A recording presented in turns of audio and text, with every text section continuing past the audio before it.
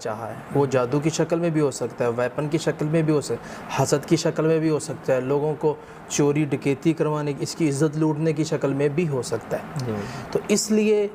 ساری چیزوں میں ہم نے غور کرنا ہے، تو انشاءاللہ بات سمجھ آ جائے گی کہ چھپکلی ہے پیچھے آتی ہے، بار بار چھپکلی کتنی ساری گر رہی ہیں، تو اور اس کے بعد خون کے چھینٹے بھی آتے ہیں، اور اس کے بعد کٹ بھی لگتے ہیں،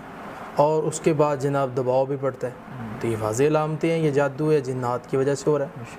اگر یہ دباؤ نہیں پڑتا، کپڑوں کو کٹ بھی نہیں ہے اور خون کے چھینٹے بھی نہیں ہیں،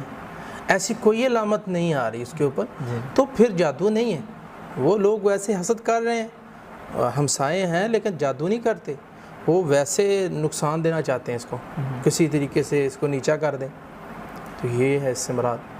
تو اس لیے خود سے تعبیر نہ لگائیں، اور اگر کسی عامل نے تعبیر